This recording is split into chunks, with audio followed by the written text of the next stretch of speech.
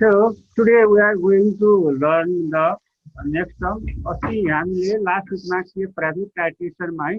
Titration पढेको थियो त्यो टाइट्रेसनमा डिफ्रेन्ट टेक्निकल टर्म्सहरू थियो जस्तो चाहिँ टाइट्रेन्ड हैन टाइट्रेन्ड इन्डिकेटर टाइट्रेसन इन पोइन्ट र neutral point equivalence point theoretical in point यो सबै टर्म्सहरू चाहिँ बुझिराख्नु पर्यो है यो चाहिँ तिमीहरूको 5 मार्कमा पनि सोधिराख्नु कसो भन्दाखेरि define the following terms define the following terms पाँचवटा टर्म्स दिएको हुन्छ त्यो सबै पाँचवटा टर्म्सहरूलाई जस्ट डिफाइन गर्नुपर्ने मात्र हुन्छ र तिमीहरूको प्र्याक्टिकल गर्न जाँदाखेरि तिमीहरूलाई यो सबै टर्म्सहरूको आवश्यकता परिरहेको हुन्छ अब बेसिक नर्मल सोल्युसन बनाउनु पर्यो भने त्यति कति वेट लिने वेट निकाल्ने फर्मुला के छ त्यो सबै चाहिँ तिमीहरूको यो भाइभादेखि लिएर तिमीहरूको प्र्याक्टिकल जहाँ टाइट्रेसनको 4-5वटा प्र्याक्टिकल हुन्छ त्यो 4-5वटा प्र्याक्टिकलमा चाहिँ सबैमा चाहिँ यो टेक्निकल टर्म्सहरू आइराखेको हुन्छ so you must have to focus on this technical terms है now we are going to study the indicator अस्ति हामीले नि कुरा गरेको थियो इन्डिकेटर भनेको के भन्दाखेरि यस्तो chemical substance the chemical substance use to detect the in point or neutral point and also used to find out whether the substance is acidic, basic or neutral. That is called indicator. यस्तो chemical substance ले के छ acid base को बीचमा reaction complete भयो कि भएन है एसिड बेस बीचमा भएको रिएक्सन कम्प्लिट बताउने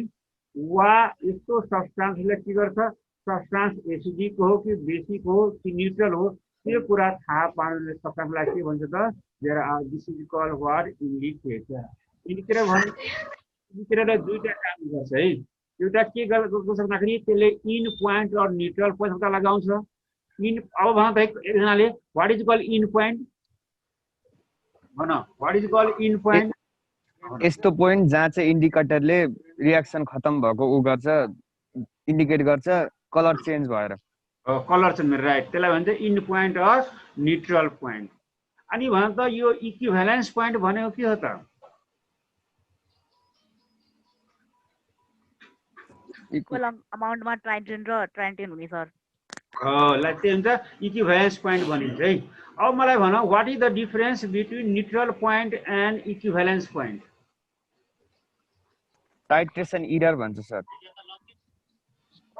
त्यो डिफरेन्स भयो दुवै बिचको डिफरेन्स तर यो चाहिँ दुवैमा डिफरेन्स के छ त एउटाले चाहिँ इन्डिकेट गर्छ अनि अर्कोले चाहिँ इक्वल पोइन्ट देखाउँछ सर दुवैमा छ कि छैन भनेर अब मलाई राम्रोसँग भन है त्यो हो तिमीले भनेको एकदमै 100% राइट नै छ त्यसलाई यसरी मिलाएर के बुझ्नु पर्यो भन्दाखेरि यो इन पोइन्ट भनेको वा न्युट्रल पोइन्ट भनेको प्र्याक्टिकल पोइन्ट हो कि हामीले ल्याबमा गर्दाखेरि जति चाहिँ इन्डिकेटरले इन पोइन्ट देखाउँछ वा कम्प्लिसन गर्छ त्यो भनेको प्र्याक्टिकल रियल चाहिँ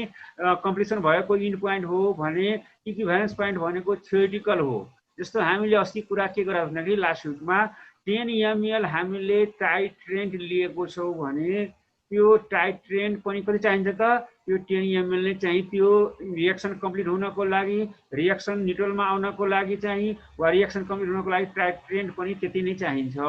तर ल्याबमा गर्न गयो भने डिफ्रेन्ट टेक्निकल इररको कारणले गर्दा जति भोल्युम चाहिँ इक्वल भोल्युम चाहिँ दुवैको स्ट्रेन्थ सेम छ भने इक्वल भोल्युम चाहिँ लिनुपर्ने हो इक्वल भोल्युम चाहिँ खानुपर्ने हो तर त्यति नभइकन कहिलेकाहीँ तल र माथि वा कहिलेकाहीँ बेसी पनि हुन्छ वा कहिलेकाहीँ चाहिँ के हुन्छ कम पनि हुन्छ जस्तो 10 ml लिएको छ भने 10 ml भन्दा पहिला के हुन्छ त 9 ml मा न्युट्रल पोइन्ट देखाउँछ वा कहिलेकाहीँ चाहिँ के हुन्छ 10 ml हामीले हालेको हुन्छ कहिलेकाहीँ 20 ml पनि लाग्न सक्छ 25 ml पनि लाग्न त्यो भनेको टेक्निकल इरर हो वा हामीले गर्नमा चाहिँ केही कहीँ चाहिँ हाम्रो भएको हो केही न केही चाहिँ मिस्टेक भएको हो भने हामीले बुझ्नुपर्छ है त्यो भनेको के हो इक्विभ्यालेन्स पोइन्ट अब त्यो difference between the difference between equivalence point and neutral point is called what titration error अब टाइट्रेसन इरर 0 भयो भने के हुन्छ हामीले गरेको प्र्याक्टिकल 100% सक्सेसफुल छ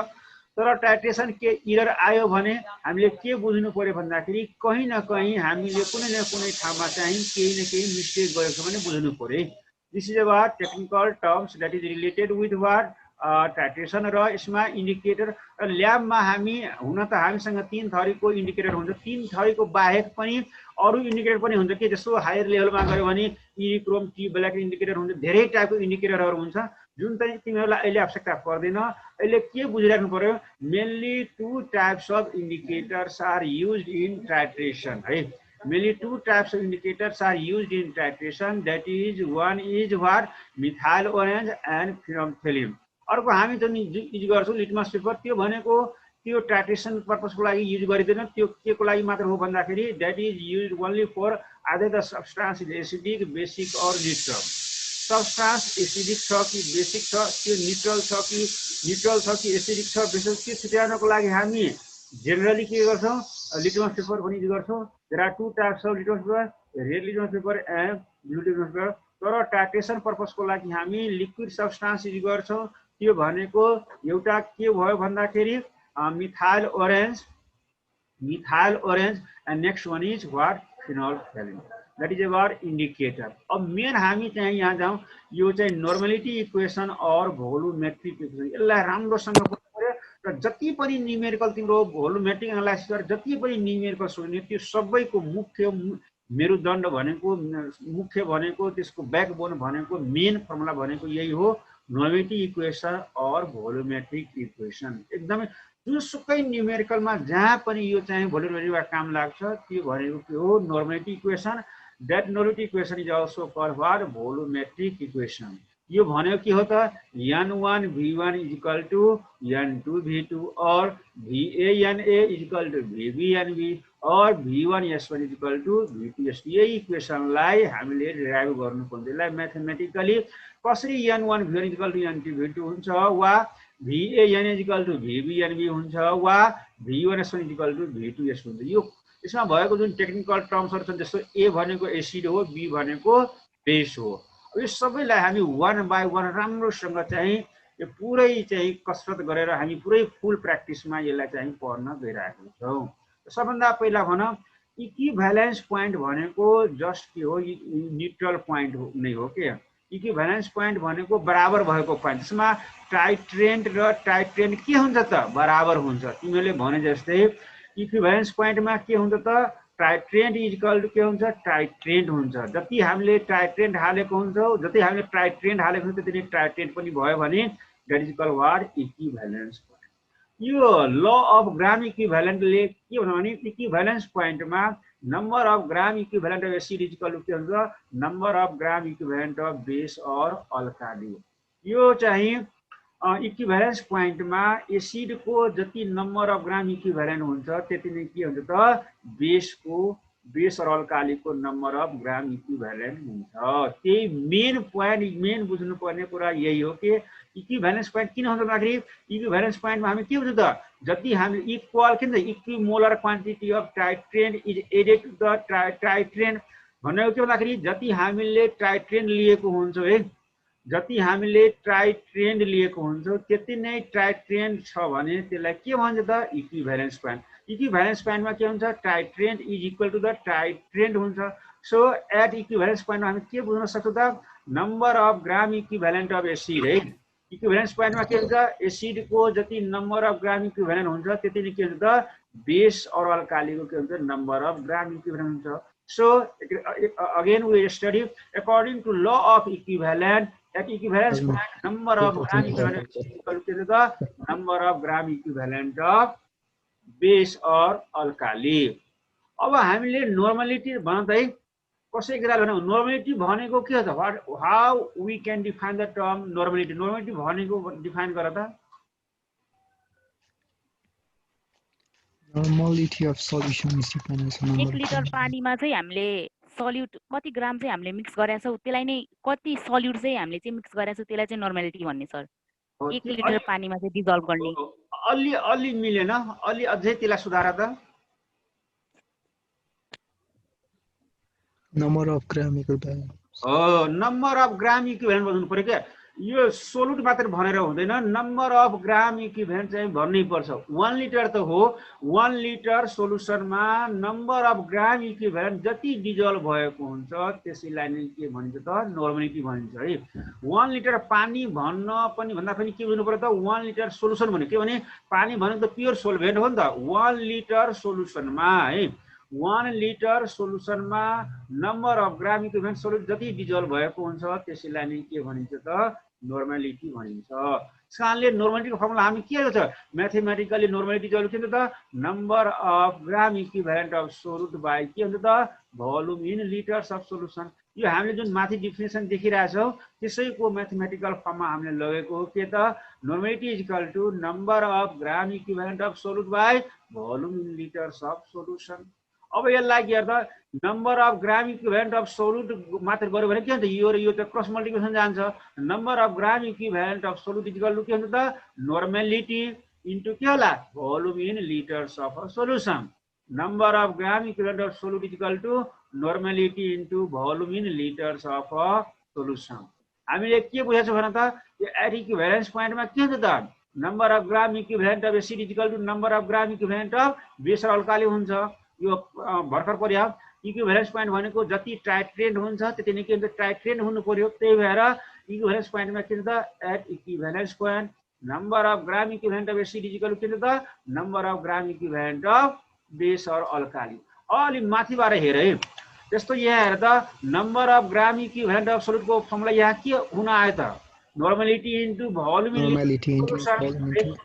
अब यसैलाई चाहिँ हामीले एसिडको टर्ममा र यसैलाई बेसको टर्ममा चाहिँ लेख्नु पर्ने हुन्छ। के हो number of gram equivalent of acid हजुर भन्नुहोस् सर। एउटा कन्फ्युजन भयो क्या त्यो नर्मालिटीको हामीले division for per litre of solution भनेको छ नि त्यो अलरेडी एउटा सल्युसन बनाएर अनि फेरि हामीले सल्युट हालेको हो हैन कि छुट्टै हो? हैन यो त्यही सोल्युसनमा हामीले यसो सोल्युसन बनाउनको लागि हामीलाई के चाहिन्छ भन त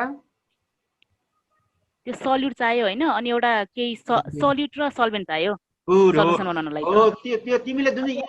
1 लिटर पानी भन्यो नि त्यो 1 लिटर पानी भनेको तर 1 लिटर मात्र पानी भन्ने मात्र हुँदैन नि त त्यसमा सोल्युट पनि डिजल्भ भएको हुन्छ र हैन र सल्युट र सल्भेन्ट भनेर चाहिँ पर लिटर अफ सल्युसन भने हो सर त्यहाँ चाहिँ। हो त्यो बुझ्नु पर्यो 1 लिटर मात्र पानी होइन त्यसमा सोल्युट पनि डिजल्भ भयो। सोल्युसन भन्ने बित्तिकै मात्र सोल्भेन्ट हुँदैन। अब पानी मात्र भन्यो के हुन्छ त्यो द्याट इज ओन्ली व्हाट सोल्भेन्ट मात्र भयो। त्यस कारणले सोल्युसन भन्ने बित्तिकै के बुझ्नु पर्यो त यसमा सोल्युट र सोल्भेन्ट दुवै मिसाइएको छ। तर सोल्युसनको भोल्युम कति हुनु पर्यो भन त सोल्युसनको भोल्युम कति हुनु पर्यो लिटरै हुनु पर्यो अनि त्यसमा पर्यो र त्यसमा चाहिँ लिटर हो 1 लिटर सोल्युसनमा जति number of gram equivalent solute dissolve भएको हुन्छ त्यसैलाई के भने त that is called what normality है। अब यतातिर आऊ है यस्तो हामीले के बुझ्यो भन्दाखेरि at equivalence point number of gram equivalent of acid is equal to के भयो त number of gram equivalent of alkali और बेस। यो चाहिँ अब यो नम्बर अफ ग्राम इक्विभ्यालेन्टको फर्मुला यहाँ हेर त के छ number of gram equivalent of solute is equal to के भयो त normality into volume in litres of solution. अब यसैले हामी यो जुन हाम्रो यो इक्वेसन छ त्यसलाई हामी एकचोटि एसिडको टर्ममा लेख्छौँ अर्कोचोटि के हुन्छ बेसको टर्ममा लेख्छौँ। इक्विभ्यालेन्स पोइन्टमा के हुन्छ number of gram equivalent of acid is equal to के हुन्छ त number of gram equivalent of base और अल्काली हुन्छ। अब हेर त है नम्बर यो नर्मालिटी अफ एसिड इन्टु के हो volume in litres of acid. Normality of acid into volume in litres of acid यो माथिको फर्मुलाबाट चाहिँ हामीले ल्याएको हो। त्यस्तै के होला नर्मालिटी अफ बेस इन्टु के हुन्छ volume in litres of base. अब यहाँ जुन भोल्युम भन त केमा दिएको छ लिटरमा दिएको छ यसलाई हामीले एमएल मा लेख्छौँ। अब एमएल मा लाग्नको लागि के गर्नु पर्यो त यसमा 1000 ले के गर्नु मल्टिप्लाई गर्ने। यहाँ पनि के छ भोल्युम लिटर्स अफ बेस छ यो पनि लिटरलाई बेस यो जुन हाम्रो बेसको भोल्युम लिटरमा छ त्यसलाई एमएल बनाउनको यहाँ पनि के गर्नु त 1000 ले मल्टिप्लाई गर्नु पर्यो। त अर्को स्टेपमा हामी के गर्छौँ त that is normality of acid into 1000 into what volume in ml of acid. यो एमएल मात्र गर्नु पर्यो भने 1000 ले मल्टिप्लाई गर्नु पर्यो। अब 1000 ले के गर्नु बिकज 1000 एमएल इक्वल के हुन्छ त 1 लिटर हुन्छ। त्यसरी नै normality of base into 1000 into volume ML of base. अब यो के हुन्छ अब यो साइडमा 1000 छ यो साइडमा पनि हुन्छ 1000 भनेको के हुन्छ त क्यान्सल हुन्छ। So lastly what we get what that is normality of acid into volume in ml of acid is equal to के होला त normality of base into volume in ml of base. अब हेर है अब यसलाई चाहिँ हामीले म्याथमेटिकल फर्म जस्तो Na into Va is equal to के भयो त यो Na भनेको के नर्मालिटी अफ एसिड Va भनेको के त volume of acid is equal to normality of base अनि Vb भनेको के त volume normality of base Na into Va बुझिरहेको छैन। NA into VA है NA into VA is equal to के भयो NB into VB वा यसलाई यसरी पनि लेख्न सकिन्छ V1 into N1 is equal to V2 into वा यसलाई यसरी पनि लेख्न सकिन्छ V1 into S1 is equal to V2 into के S2 यो तीनटै इक्वेसन भन्यो त्यो यो equation first second and third है equation first second and third these all are the general forms of what normality equation or volumetric equation हामीले चाहिँ numerical problem solve गर्न जाँदाखेरि जुनसुकै यो इक्वेसन चाहिँ युज गर्न पाउँछौ सबैको मिनिङ एउटै हो यो n भनेको नर्मलिटी s भनेको पनि नर्मलिटी स्ट्रेन्थ नै हो त्यसकारणले v भनेको भोल्युम अब एकातिर चाहिँ एसिडको चाहिँ नर्मलिटी र भोल्युम हुन्छ भने अर्कोतिर के हुन्छ त बेस र अल्कालीको के हुन्छ त नर्मलिटी और के हुन्छ त भोल्युम हुन्छ so these are the what equation first, second and third are the general forms of normality equation or volumetric equation. बुझ्यो कि बुझेन भन कसैले बुझ्यो बुझे S भनेको के भन्नु भएको यस भनेको स्ट्रेन्थ हो जुन चाहिँ नर्मलिटीमा नि हुन्छ यस भनेको स्ट्रेन्थ हो है बुझ्यो तिमीले उसमा पढ्यौ नि त different ways of expressing the concentration of solution पढेका छौ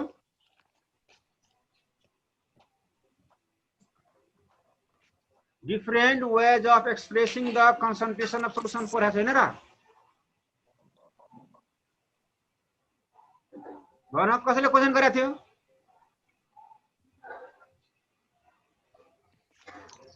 ए अस्मिता भन न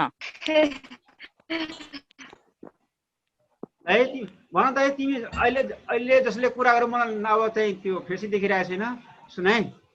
मलाई भन्दा what are the different ways of expressing the concentration of solution भन एकजनाले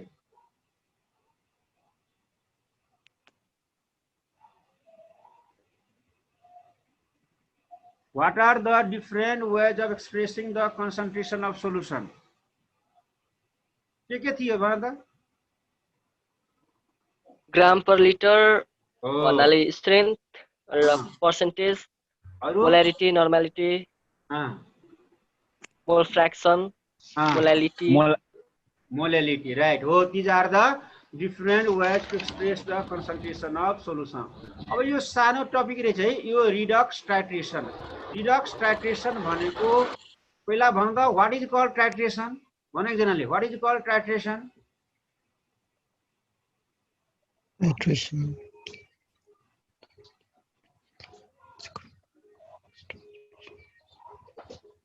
What is called titration? The process of determining the concentration of unknown solution with the help of known or definite solution is known as by using suitable indicator. By using suitable indicator is called what? Redox is called titration. अब यो redox reaction थाहा छ? Do you know what is called redox reaction? The reaction in which reduction and oxidation takes place simultaneously is called reduction. अब यो यस्तो titration है यो नाउनेले भनेछ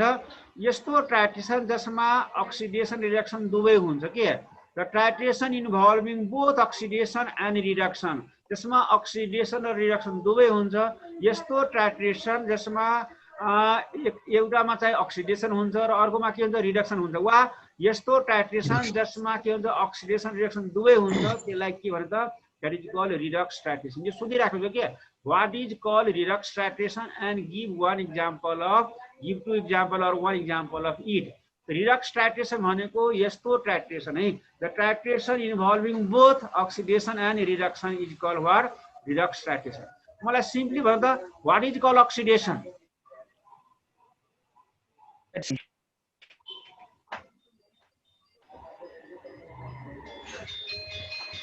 oxidation loss of electron loss of electron is called oxidation and what is called reduction gain of electron मैले 11 क्लासमा पढाउँदाखेरि एउटा चाहिँ त्यो टर्म्स पढाएको थियो के निक नेम पढाएको थियो नाम थाहा छ के पढाएको थियो लियोजर हो लियोजर लियोजर सर लियोजर फुल फर्म भन त लस अफ इलेक्ट्रोन अक्सिडेसन अनि गेन अफ इलेक्ट्रोन रिडक्सन हो त्यही मेन बुझ्नु पर्यो यो रिडक्स टाइट्रेसन भनेको के भन्दाखेरि रिडक्स टाइट्रेसन इज भनेको द टाइट्रेसन इन्भल्भिङ चाहिँ the titration involving both oxidation यहाँ एन छुट्या छ है त्यो लेख्दिनु the titration involving both oxidation and reduction is call what redox titration यहाँ एक्जाम्पल पनि सोधिराख्नु छ यो फर्स्ट एक्जाम्पल हामीले के भने titration of KMnO4 versus oxalic acid in acidic मिडियममा KMnO4 भर्सेस अक्जेलिक एसिडको टाइट्रेसन गरायो भने थाहा छ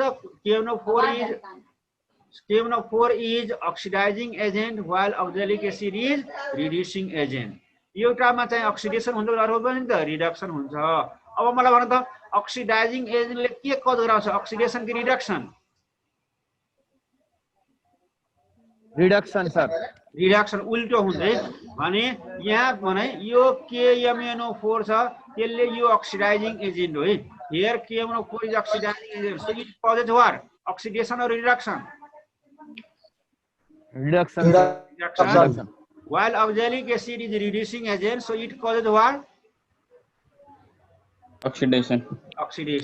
अब यसको एग्जाम्पल यहाँ रिएक्सन हेर्दा KMnO4 प्लस H2C2O4 भनेको यही अक्जेलिक एसिड हो है यसलाई हामीले हुन त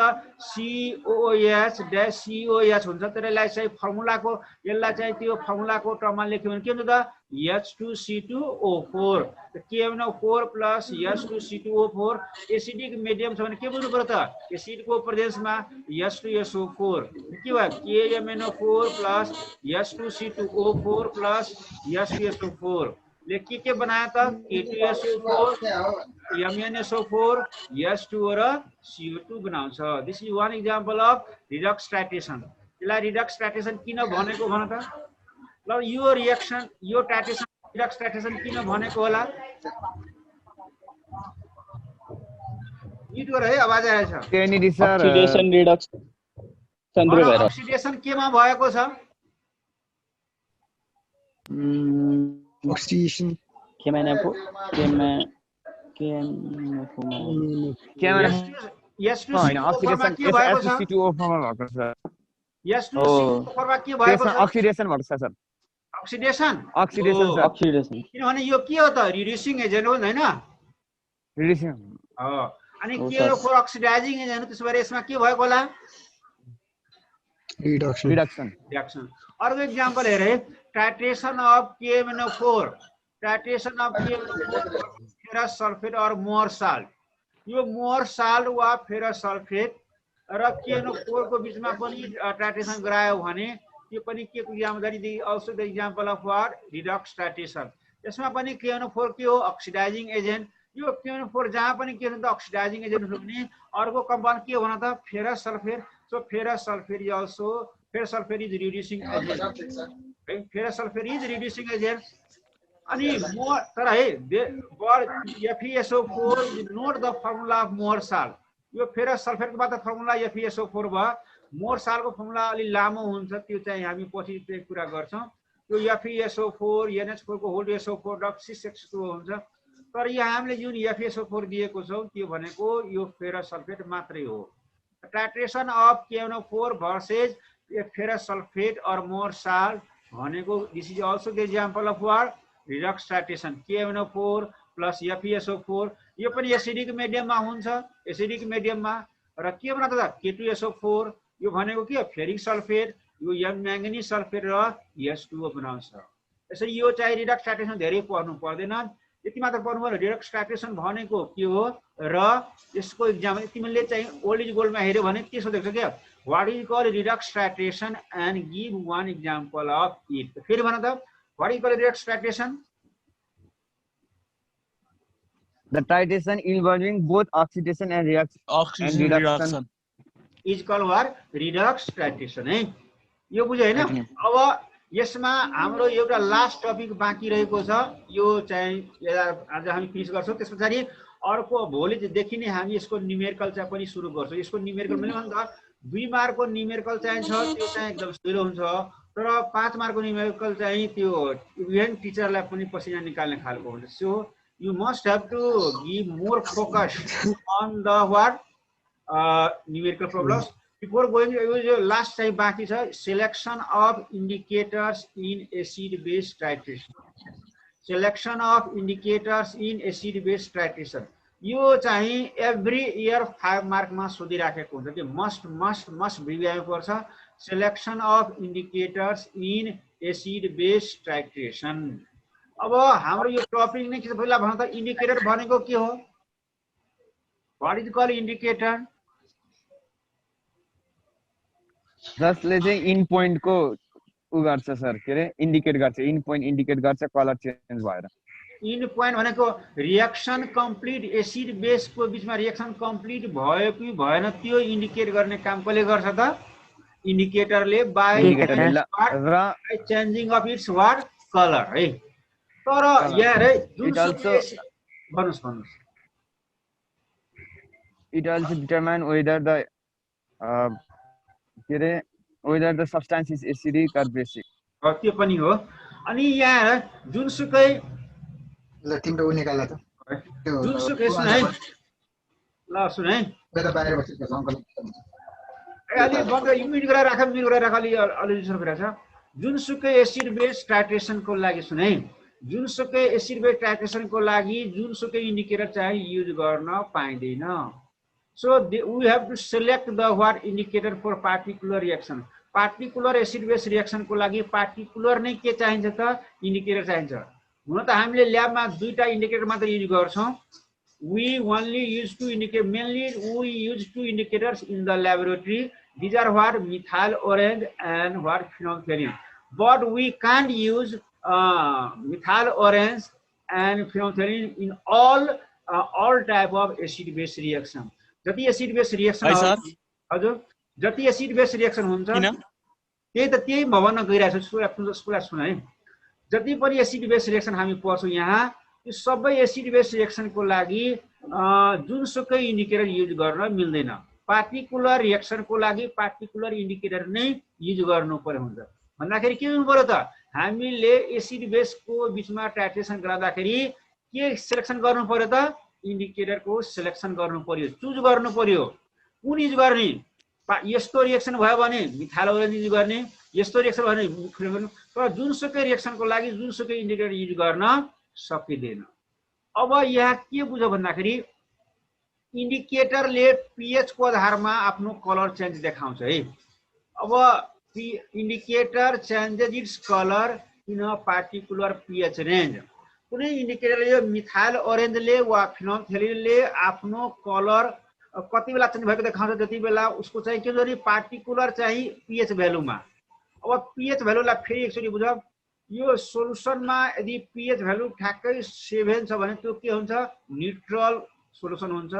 पीएच भ्यालु लेस देन 7 भयो भने के हुन्छ त? एसिडिक हुन्छ. र पीएच भ्यालु चाहिँ मोर देन 7 भयो भने त्यो के हुन्छ त? यो अल्कलाइन और बेसिक हुन्छ.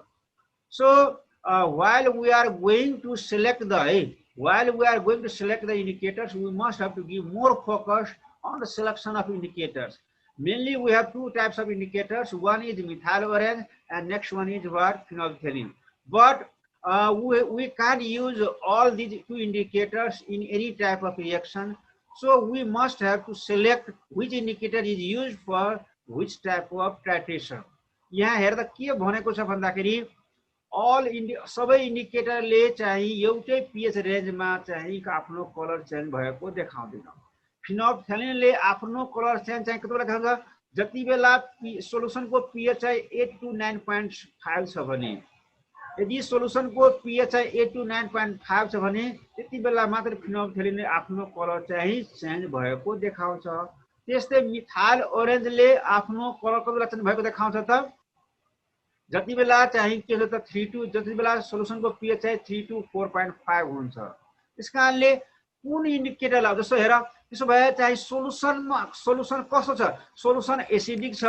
कि बेसिक छ? त्यस्तोमा चाहिँ हामीले यो चाहिँ इन्डिकेटरलाई चुज गर्नुपर्ने हुन्छ. जस्तो हेर के हुन्छ? फिनोल्फथेलिनले आफ्नो कलर चेन्ज कति बेला देखाउँछ त? जति बेला उसको पीएच सोलुसन पीएच कति हुन्छ? 8 to 9.5. अब मलाई भन त है सोलुसनको चाहिँ pH 8 to 9.5 हुनु भनेको सोलुसन कस्तो हो? एसिडिक हो कि बेसिक हो कि न्युट्रल हो भन?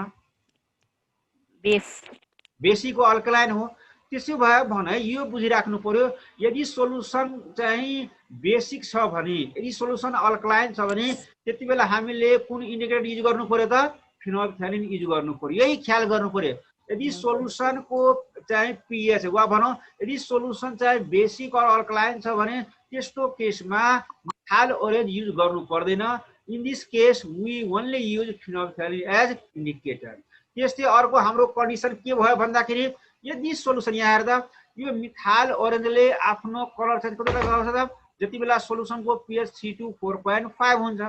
कति त 3 to 4.5, 3 to 4.5 pH हुनु भनेको के त? सोलुसन इज वाट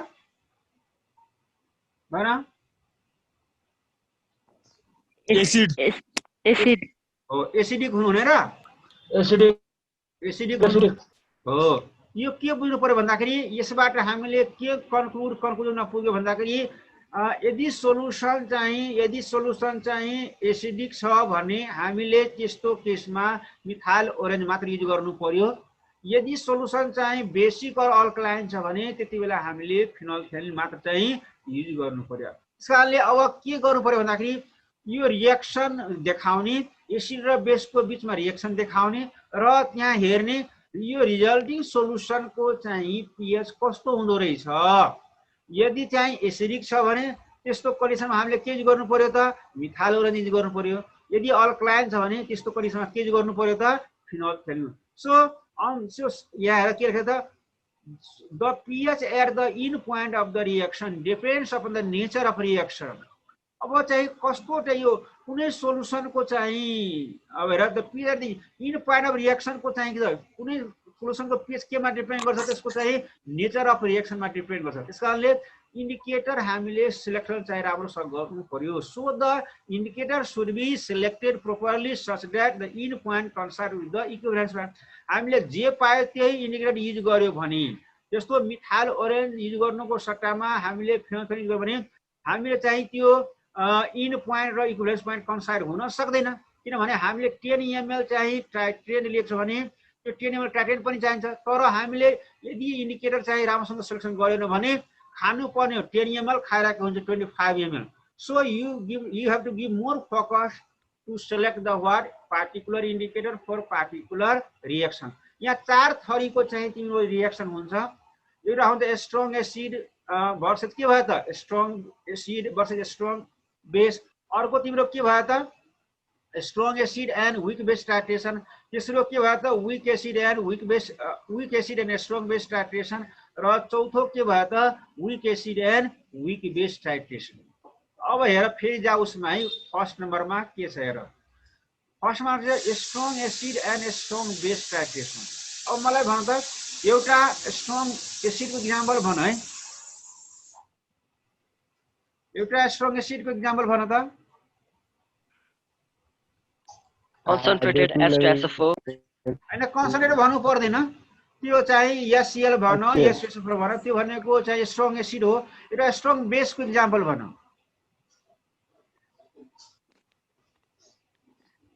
NaOH हो है। अब के बुझ्नु पर्यो भन्दाखेरि सुन है, हाम्रो फर्स्ट चाहिँ कन्डिसन के छ, रिएक्सन के छ? यदि when the titration is carried out between a strong acid and a strong base, यो स्ट्रङ एसिड र स्ट्रङ बेसको बीचमा टाइट्रेसन गराउनु पर्यो भने when the titration is carried out between a strong acid and a strong base, in this situation pH value changes before and after the equivalence point. यदि चाहिँ strong acid र strong बेसको बीचमा titration गरायो भने pH value in point भन्दा पहिला र in point पछाडि पनि चेन्ज हुन्छ। अब यसमा के हुन्छ भन्दाखेरि इन पोइन्ट भन्दा अघि चाहिँ है, इन पोइन्ट भन्दा पहिला चाहिँ स्लोली चेन्ज हुन्छ भने इन पोइन्ट पछि चाहिँ के हुन्छ? शार्पली चेन्ज हुन्छ। त्यही भएर यस्तो टाइपको टाइट्रेसनमा जुनसुकै इन्डिकेटर युज गर्न मिल्छ। यस्तो टाइपको टाइट्रेसनमा जुनसुकै इन्डिकेटर युज गर्न मिल्छ। So when the titration is carried out between a strong acid and a strong base, then pH value changes before and after the in point. In this type of titration, pH value changes very slowly to begin with, but at the neutral point, the pH value changes sharply on addition of very small amount of base. So in this situation, any type of indicator that is methyl orange or phenolphthalein can be used. यस्तो सिचुएसनमा यदि strong acid सुने यदि strong acid र strong बेसको बीचमा titration गरायो भने यस्तो केसमा चाहिँ pH भ्यालु चाहिँ इन पोइन्ट भन्दा अघि र पछि दुवैमा चेन्ज हुन्छ। त्यही भएर यस्तो केसमा जुनसुकै इन्डिकेटर चाहिँ युज गर्न मिल्छ। यस्तो रिएक्सनमा चाहिँ मिथाइल ओरेन्ज वा फिनोल्फथालेन जुनसुकै युज गर्न मिल्छ है। यो भयो के strong acid and strong base titration. के बुझ्नु पर्यो, यदि स्ट्रङ एसिड र स्ट्रङ बेसको बीचमा टाइट्रेसन गरायो भने जुनसुकै इन्डिकेटर या त फिनोल्फथालेन वा मिथाइल ओरेन्ज दुवै युज गर्न सकिन्छ। ल अब यो चाहिँ 5 मिनेट पछाडि चाहिँ टाइम चाहिँ यो लेसन 1 मिनेट देखाएको छ। फेरि 5 मिनेट पछाडि फेरि जुम चाहिँ जोइन गरौँ, हुन्छ? हुन्छ। हस् सर। 5 मिनेट पछाडि है। हस् सर।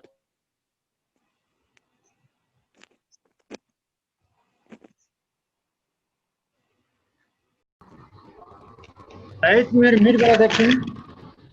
मिट गरे है। अनि ल भने यो हामीले कहाँ गएको थियौँ भने सेलेक्सन अफ इन्डिकेटर्स हैन, selection of indicators in acid base टाइट्रेसनमा थियो। र मैले के भनेको छु भन्दाखेरि सबै रिएक्सनको लागि चाहिँ एउटै टाइपको इन्डिकेटर युज गर्न मिल्दैन। पार्टिकुलर रिएक्सनको लागि पार्टिकुलर नै इन्डिकेटर युज गर्नुपर्ने हुन्छ। हाम्रो ल्याबमा वा हामीसँग ल्याबमा मेनली दुई टाइपको इन्डिकेटर हुन्छ। एउटा चाहिँ मिथाइल ओरेन्ज हुन्छ भने अर्को चाहिँ के छ त फिनोल्फथालेन हुन्छ। मिथाइल ओरेन्जले यदि सोलुसन चाहिँ एसिडिक कन्डिसनमा मिथाइल ओरेन्ज इन्डिकेटरले चाहिँ यदि सोलुसन एसिडिक छ भने त्यति बेला मात्र यसले pH चेन्ज भएको देखाउँछ भने यदि चाहिँ सोलुसनको चाहिँ अल्कलाइन छ वा बेसिक छ भने त्यस्तो बेलामा हामीले फिनोल्फथालेन चाहिँ युज गर्नुपर्ने हुन्छ। अब हाम्रो फर्स्ट टाइट्रेसन के छ, यदि स्ट्रङ एसिड सुने यदि स्ट्रङ एसिड र स्ट्रङ बेसको बीचमा टाइट्रेसन गरायो भने यस्तो बेला के हुन्छ त, यदि स्ट्रङ एसिड र स्ट्रङ बेसको बीचमा टाइट्रेसन गरायो भने तिम्रो pH भ्यालु इन पोइन्ट भन्दा अघि र पछि दुवै बेला चाहिँ दुवै कन्डिसन के चेन्ज हुन्छ। सुरुमा pH भ्यालु चाहिँ स्लोली चेन्ज हुन्छ भने तिम्रो न्युट्रल पोइन्ट पछाडि के हुन्छ त pH भ्यालु चाहिँ बेस हाल्दै गर्न सडनली चाहिँ के हुन्छ त बढ्छ। यस्तो कन्डिसनमा कुनै इन्डिकेटर जुनसुकै इन्डिकेटर युज गर्न सकिन्छ। Either methyl orange or phenolphthalein use गर्न सकिन्छ। जस्तो NaOH के भयो त भन त, NaOH स्ट्रङ बेस भयो, HCl के भयो स्ट्रङ एसिड भयो। यसमा यो बीचमा रिएक्सन के भयो त, यो दुवै बीचमा NaOH प्लस HCl गिभ्स के भयो NaCl प्लस H2O। यस्तो टाइपको रिएक्सन यो स्ट्रङ एसिड र स्ट्रङ बेसको यो स्ट्रङ बेस र स्ट्रङ एसिडको रिएक्सन हो। यो यदि हामीले के बुझ्नु पर्यो भन्दाखेरि यदि स्ट्रङ एसिड र स्ट्रङ बेसको बीचमा रिएक्सन गरायो भने वा टाइट्रेसन गरायो भने यस्तो केसमा जुनसुकै इन्डिकेटर युज गर्न मिल्छ। त्यो मिथाइल पनि युज गर्न सक्छ भने फिनोल्फथालेन पनि युज गर्न सकिन्छ। ल भन त स्ट्रङ एसिड र स्ट्रङ बेस टाइट्रेसनमा कुन इन्डिकेटर चाहिँ किन युज गर्ने त, कसरी युज गर्ने भन कसैले?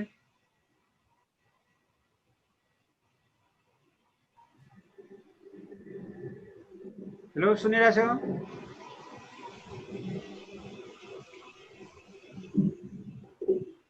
स्ट्रङ एसिड र एसिड बेस दुवै छ कसरी थाहा पाउँछ? जस्तो यहाँ हेर्दा यो टाइट्रेसन भनेको है यहाँ एउटा कुरा के हो भन्दाखेरि हामीले यहाँ एसिड बेस टाइट्रेसन गराइरहेको छौँ के भन्दाखेरि एउटा टाइट्रेट है एउटा सोलुसन एसिड हुन्छ भने अर्को चाहिँ बेस पक्कै हुनु पर्यो के। त्यही भएर नाउँ नै के छ एसिड बेस टाइट्रेसन। यहाँ है एसिड बेस टाइट्रेसनमा हामीले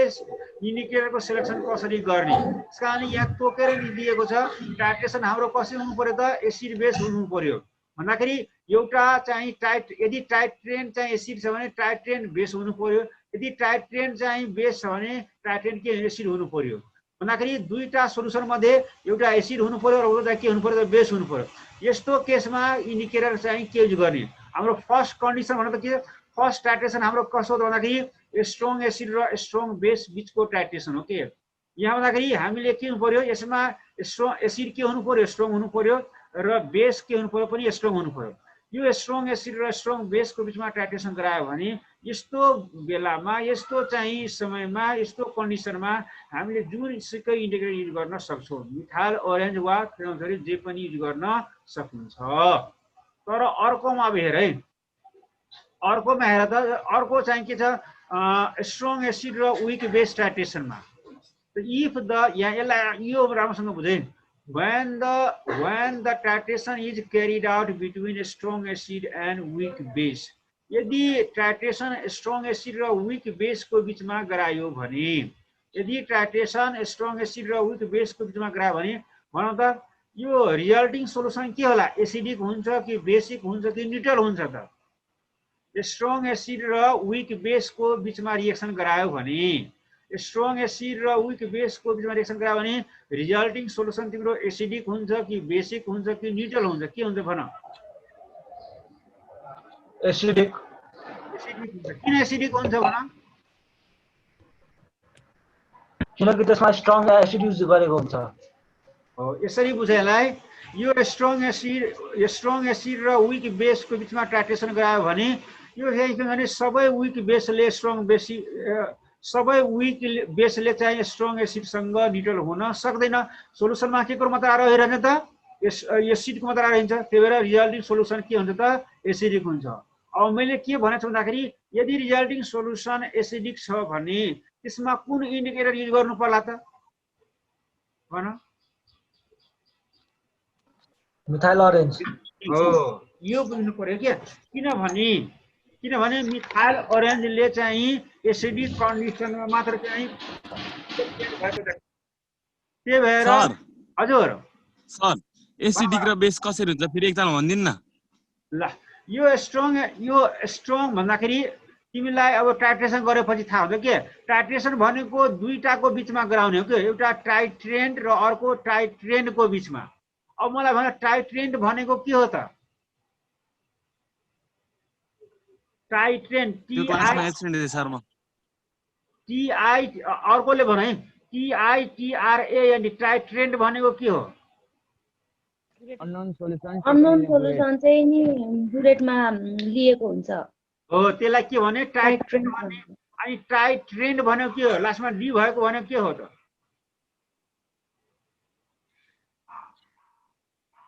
कोनिकल फ्ल्याक्समा चाहिँ स्ट्यान्डर्ड सोलुसनको भोल्युम टेकन गरेको हुन्छ हो अब भन र त टाइट्रेसन गराउनको लागि दुईटा सोलुसन चाहियो एउटा के चाहियो त टाइट्रेन्ट चाहियो अर्को के चाहियो भन त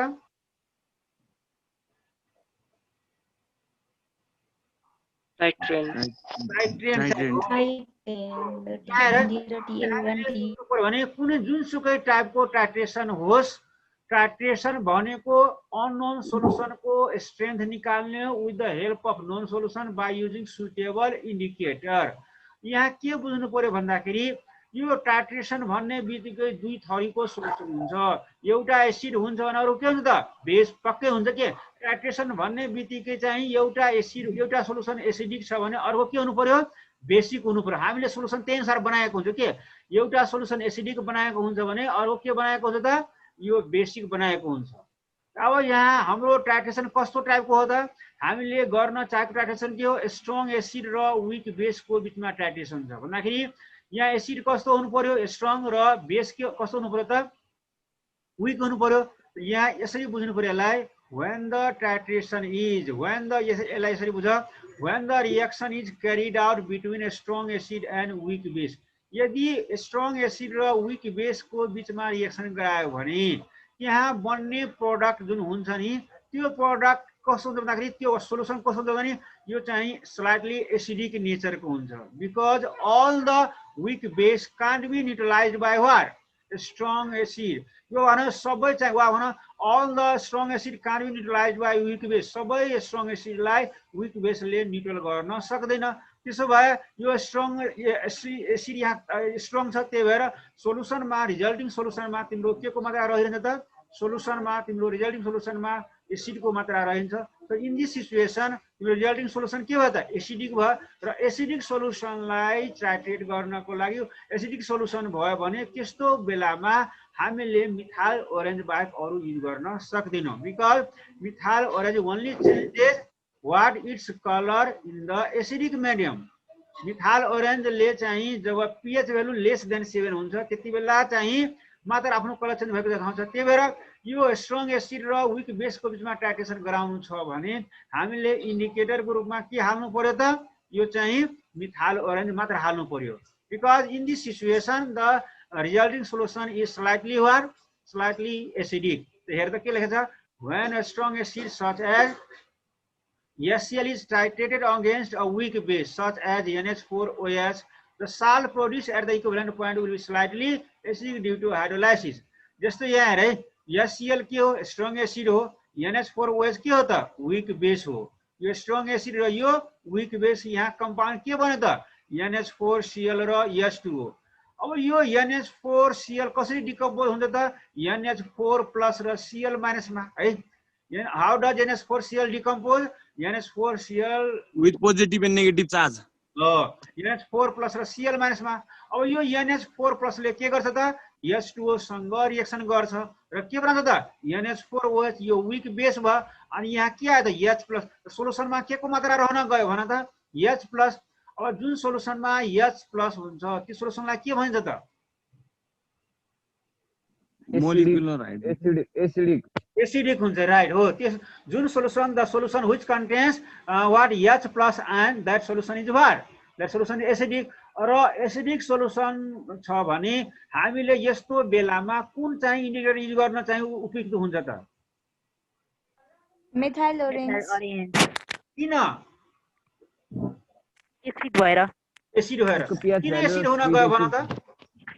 H प्लस आएर H प्लस आयन दिएको भयो H प्लस आयन कसरी आउन गयो त डिकम्पोज गराएर नि त H4Cl लाई किनभने हामीले यहाँ सुन है हामीले यहाँ एसिड कस्तो ल्याछौँ भन त स्ट्रङ एसिड ल्याछौँ विक बेस त्यही भएर सबै चाहिँ स्ट्रङ एसिडलाई विक बेसले न्युट्रल गर्न सक्दैन भने सोलुसनमा के को मात्रा रहिरहन्छ त स्ट्रङ एसिड को स्ट्रङ एसिड भन्दाखेरि त्यो सोलुसन कस्तो बन्न गयो एसिडिक बेसिक न्युट्रल के बन्न गयो त एसिडिक यो चाहिँ यो के बुझ्नु भन्दाखेरि यदि चाहिँ तिम्रो रिजल्टिङ सोलुसन एसिडिक हुन गयो भने त्यस्तो बेलामा हामीले चाहिँ इन्डिकेटर के युज गर्नु पर्यो त मिथाइल ओरेन्ज त्यहाँ त for such reactions the pH at the equivalent point becomes less than 7 and for this indicator you should give the color change in acidic medium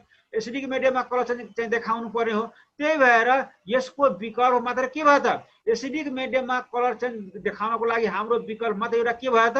methyl orange यसमा phenol use गर्न मिल्दैन and thus methyl orange is used as indicator which changes its color change in the pH range from of 4.5 to 6.5 यतिको बिचमा के गर्छ त्यसले चाहिँ यो कलर चेन्ज चाहिँ देखाउँछ अब अर्को टाइपको टाइट्रेसन के हो वीक एसिड र weak acid and strong base titration भन्दा पहिलो टाइपको टाइट्रेसन के थियो strong acid and week base हैन यहाँ सुन फर्स्ट टाइममा थियो तिम्रो strong acid and strong base अब मलाई भन स्ट्रङ एसिड र स्ट्रङ बेसको बिचमा टाइट्रेसन गराउनु पर्यो भने त्यस्तो बेलामा कुन इन्डिकेटर युज गर्ने त जुन गर्दा नि हुन्छ सर जुन गर्दा हो त्यो मेथड गर्दा पनि हुन्छ अनि अब टाइट्रेसन चाहिँ यो स्ट्रङ एसिड र विक बेसको बिचमा गराउनु पर्यो भने यस्तो बेलामा कुन इन्डिकेटर युज गर्ने त मिथाइल ओरेन्ज युज गर्नु पर्यो मिथाइल ओरेन्ज किन मिथाइल ओरेन्ज नै युज गर्नु पर्यो एसिड भएर एसिडिक किन एसिडिक आयो विक बेस भएर त्यो बेस विक भएर अनि स्ट्रङ एसिड भएर हो राइट है अब यहाँ हेरे तेस्रो टाइपको टाइट्रेसन छ weak acid and strong base titration यहाँ हेर यो when the titration is carried out between weak acid and strong base in this situation the resulting solution becomes what slightly alkaline alkaline solution भयो भने यस्तो बेलामा हामीले चाहिँ फिनोल्फथेलिन मात्र युज गर्नुपर्ने हुन्छ because phenolphthalein changes its colour from 8 to what pH 8 to 9.5 त्यसकारणले यदि रिजल्टिङ सोल्युसन अल्कलाइन भयो भने त्यस्तो बेलामा हामीले मिथाइल ओरेन्ज युज नगरिकन के युज गर्नुपर्ने हुन्छ त यो फिनोल्फथेलिन यसको लागि रिएक्सन हेर त let us consider the following reaction यो भन CH3COH यो के को नाम हो त एसिटिक एसिड एसिटिक एसिड हो NaOH भनेको सोडियम हाइड्रोक्साइड यो एसिटिक एसिड वीक एसिड हो कि स्ट्रङ एसिड हो वीक एसिड हो सर वीक एसिड NaOH के हो एसिड स्ट्रङ बेस राइट हो CH3COH is a weak acid while NaOH is a strong base यहाँ कंपाउंड भन त के बन्यो त CH3COONA plus H2 यो कंपाउंड को नाम भन्नुस् त CH3CONA लाई के भन्छ त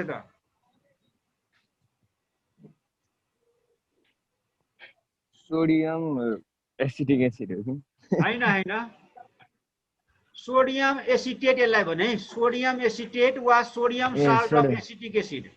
it is called what sodium salt of acetic acid और सिम्पली व्हाट सोडियम एसिटेट र वाटर बन्छ अब यो भन त CH3COONA कसरी ब्रेक हुन्छ होला त CH3COO minus plus Na plus हो भयो नि त अब यो CH3CO माइनस ले के गर्छ वाटर सँग रिएक्सन गर्छ है यो CH3CONA पहिला ब्रेक हुन्छ CH3CO माइनस र Na प्लस अनि के गर्छ यो CH3CO माइनस ले के गर्छ H2O सँग रिएक्सन गरेर फेरि के गर्छ त CH3CO यहाँ Na हुँदैन है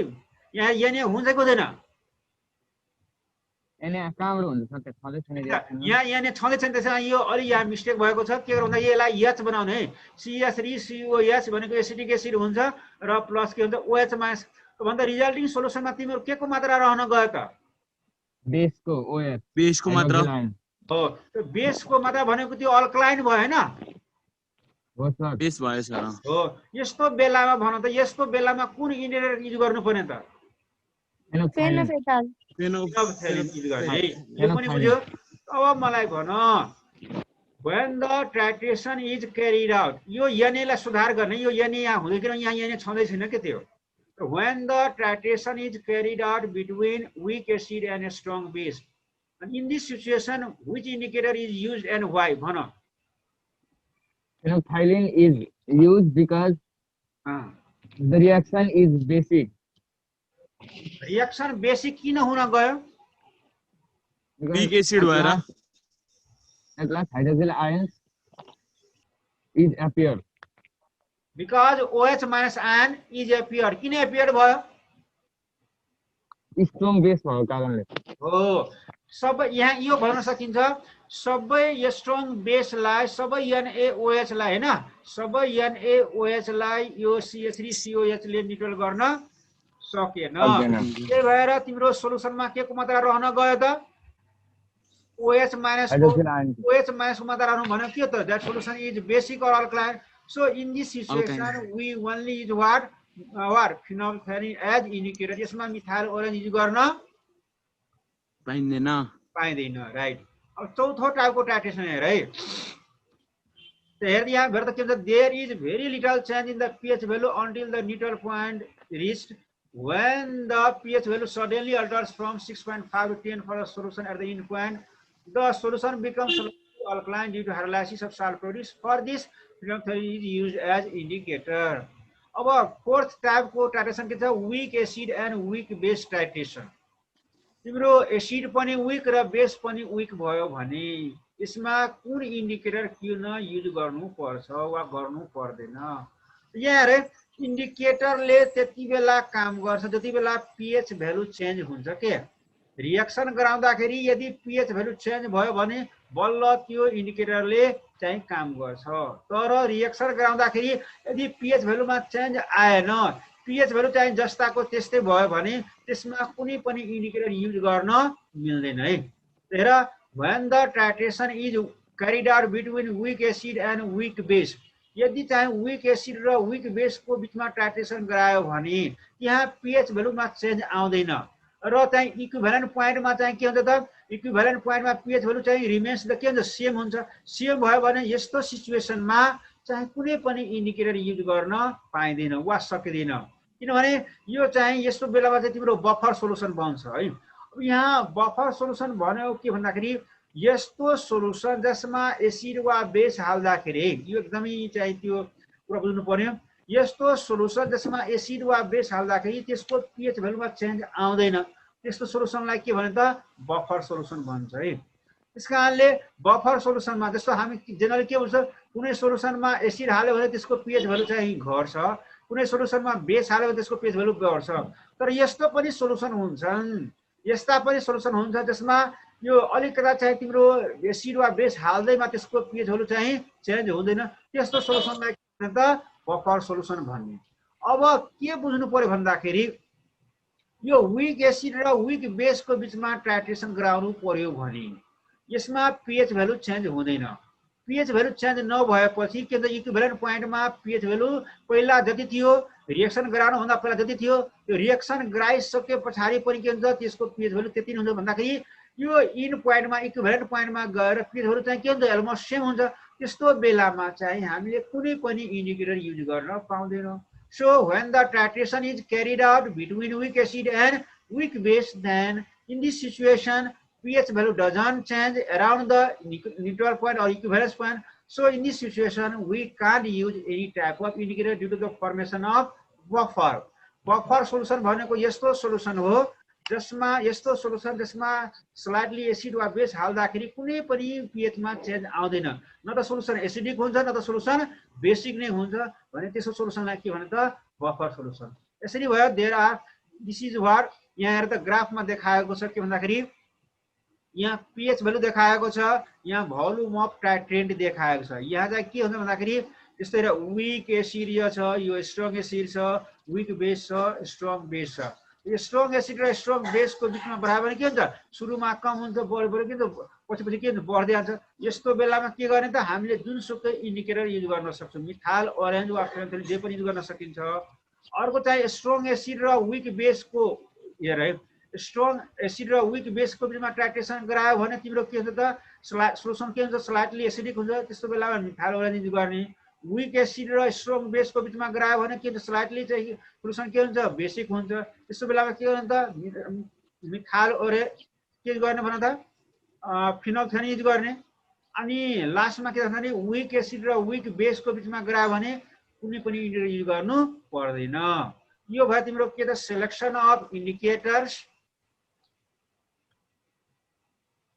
selection of indicators in acid base titration है यो भयो selection of indicators in acid base titration अब मलाई भने गरौ न फेरि के को भन त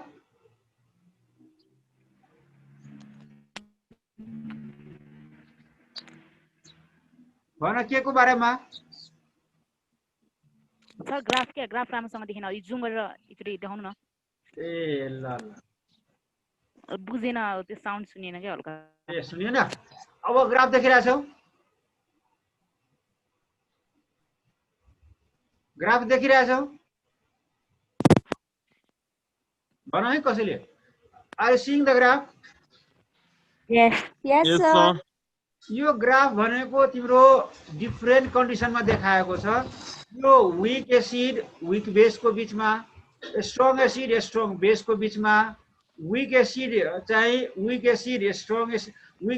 चाहिँ स्ट्रङ बेस को बीचमा अनि विक एसिड विक बेस को बीचमा यो ग्राफबाट धेरै कुरा यो यति मात्र बुझ कि यहाँ चाहिँ कस्तो चाहिँ भोल्युम अफ टाइट्रेन्ट लिएको छ भने भोल्युम अफ टाइट्रेन्ट र चाहिँ अर्को के भन्छ माथितिर यो चाहिँ तिम्रो यो pH भ्यालु देखाएको छ अब तिमीले टाइट्रेन्ट लियो र त्यसमा के हाल्नु पर्छ टाइट्रेन्ट हामी हाल्छौ हाल्दाखेरि pH कस्तो चेन्ज हुन्छ के pH कसरी चेन्ज हुन्छ त्यसको आधारमा चाहिँ यहाँ ग्राफ चाहिँ देखाएको pH र यो चाहिँ टाइट्रेन्ट को बीचमा ग्राफ देखाएको छ के pH भ्यालु चाहिँ के हुन्छ स्ट्रङ एसिडमा के हुन्छ कम हुन्छ हेर त स्ट्रङ एसिडमा pH के हुन्छ त कम हुन्छ अनि चाहिँ त्यो विकमा अलिकति के भयो त बढी भयो भने स्ट्रङ बेसमा हेर त के छ यहाँ स्ट्रङ बेसमा यसको रेन्जमा गरे त यो के भयो स्ट्रङ बेसमा pH भ्यालु के हुन्छ कम कि बेसी हुन्छ भन स्ट्रङ बेसमा के हुन्छ pH भ्यालु धेरै हाई हुन्छ हजुर स्ट्रङ बेसको pH भ्यालु बेसको pH भ्यालु चाहिँ धेरै हुन्छ हो अनि स्ट्रङ बेस र विक बेसमा कसको pH भ्यालु हाई र कसको लो भन त स्ट्रङ बेस र विक बेसमा हो स्ट्रङ बेस र स्ट्रङ बेस र स्ट्रङ विक बेसको बीचमा यहाँ दुईटामा कम्पेयर गर्दा कसको तिमीलाई यो डाटाबाट हेर्दा कसको भ्यालु pH भ्यालु हाई लागिरहेछ त स्ट्रङ बेस अब मलाई भन यो स्ट्रङ एसिड र विक एसिड यहाँ आर यु सीइङ स्ट्रङ एसिड र विक एसिडमा तल कुन छ त स्ट्रङ एसिड भन्दाखेरि यसो स्ट्रङ एसिड र विक एसिडको बीचमा pH भ्यालु कसको लो र कसको हाई लो चाहिँ स्ट्रङ एसिड हाई चाहिँ विक एसिड हो यो ग्राफबाट यति मात्र बुझ किन भन्दाखेरि जहिले पनि स्ट्रङ एसिडको है जहिले पनि स्ट्रङ एसिडको pH भ्यालु लो हुन्छ भने स्ट्रङ बेसको pH भ्यालु के हुन्छ हाई हुन्छ र इन्डिकेटरको चाहिँ सिलेक्सन कति बेला त pH भ्यालुको आधारमा इन्डिकेटरको चाहिँ सिलेक्सन गर्ने अब मेन चाहिँ आउ के भन्दाखेरि फर्स्टमा है अब तिमीहरुले भने एकजनाले भने है स्ट्रङ एसिड र स्ट्रङ बेसको बीचमा टाइट्रेसन गराउनु पर्यो भने कुन इन्डिकेटर र कसरी युज गर्ने किन युज गर्ने भन दुवै युज गर्ने मेथाइल ओरेन्ज र फेनो किन दुवै युज गर्न सकिन्छ भन त्यो कुरो भन त व्हाई तिनीहरुको बेस न्यूट्रल हुन्छ दुईटा एसिड र बेस नै न्यूट्रल हुन्छ अनि एसिड र बेस चाहिँ न्यूट्रल हुन्छ अनि सर भन प्रकाश तिमी भन त निरञ्जन भन न प्रकाश तिमी भन त यिनीहरु स्ट्रङ एसिड र स्ट्रङ बेसको रिएक्सन गर्दाखेरि दुईटैको मात्रा एकदमै बढी देखिन्छ के अरे एसिड पनि एकअर्काले न्यूट्रल गर्न सक्दैनन् र दुवै लास्टमा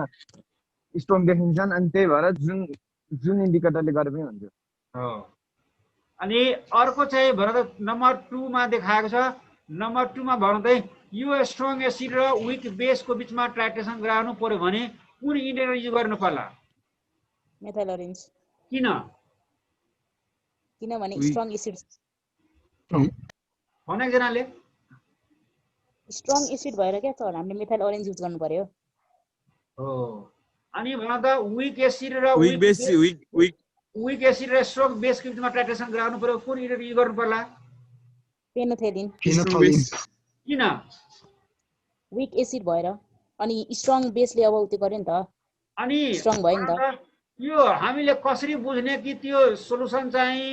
एसिडिक भयो वा बेसिक भयो त कसरी थाहा पाउने त अब OH आयो भने चाहिँ विक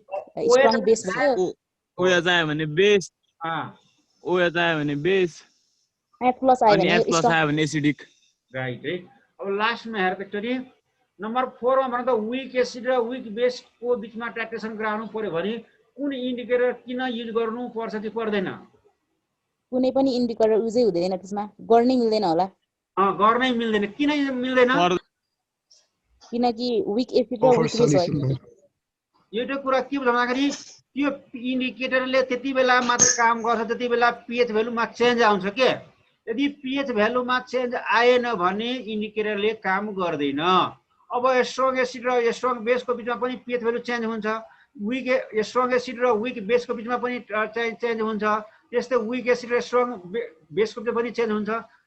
भएर त्यसो तर यो विक एसिड र विक बेसको बीचमा चेन्ज pH भ्यालु चेन्ज नभएको कारणले गर्दा यसमा कुनै पनि इन्डिकेटर युज गर्न मिल्दैन यसरी चाहिँ हाम्रो पुरै भोल्युमेट्रिक एनालाइसिस चाहिँ च्याप्टर चाहिँ पुरै फिनिश भएको चाहिँ भइसक्यो अब चाहिँ भोलि हामी के गर्छौं भन्दाखेरि यसमा भएको सबै न्यूमेरिकल चाहिँ गर्छौं र न्यूमेरिकल गर्नको लागि तिमीहरुले के गर्नु पर्यो भन्दाखेरि सबै अहिलेसम्म जति पढाएको छ त्यो सबै कपीमा लेखेर अनि भोलि मलाई कपी पनि देखाउने है यो चाहिँ त्यो यो चाहिँ स्क्रिन शेयरमा मलाई देखाउनु पर्यो र देखाएर चाहिँ र भोलि हामीले न्यूमेरिकल गर्छौं न्यूमेरिकल गर्नको लागि 1 बाइ 1 कामा सहित पुरै चाहिँ आउनु पर्यो जति बेला मैले सोध्दाखेरि कुनै फर्मुला सोध्दाखेरि वा के सोध्दाखेरि चाहिँ ट्याक्राकै चाहिँ आउनु पर्यो ल आजलाई यति मात्र गरौँ र सबैले राम्रोसँग भोलि पढेर आऊ हुन्छ हुन्छ सर ल आजलाई बाई गरौँ र चाहिँ यो तिमी सबैले चाहिँ कपी मलाई भोलि देखाउने हुन्छ हुन्छ ल thank you very much sir copy भोलि देखाए पनि पर्सि गर्दा हुँदैन न्युमेरिकल हैन एक कपी त एकैछिन भइहाल्छ नि सबैले त हैन नि त पढेर मजाले एक दिन चाहिँ टाइम हैन गर न त्यो फेरि पर्सि फेरि अर्को सरको टाइम हुन्छ नि त ए हस् हस् सर ल थ्यांक यू है आजको स्क्रिनशट लिनु होला नि त ल ल ल ल सर तपाईको भिडियो चाहिँ कब आउँथ्यो आउँछ युट्युबमा युट्युबमा हेर्दा भइगयो नि युट्युबबाट डाटा हो नि त हामी केमिस्ट्री च्यानलमा डाटा हो नि त हामी मुलाहरू ल है त्यो वाइफाई छ भन्दैमा प्रकाशले चाहिँ सबैलाई हजुर प्रकाश सबैलाई त फेरि लिङ्क गरिदियो त अनि के लिङ्क छ क्या सर तर आजको भिडियो चाहिँ कहिले आउँछ भन्थ्यो आजको आजै आउँछ आजको आजै आउँछ क्लिक गर न त नि लिङ्क छ भने ल भयो त पठाइदिएको छ त यार केटाहरु किन ल्याङ ल्याङ गरे यार ल ल ल है खोइ ल ल ल भइगयो ल सक्यो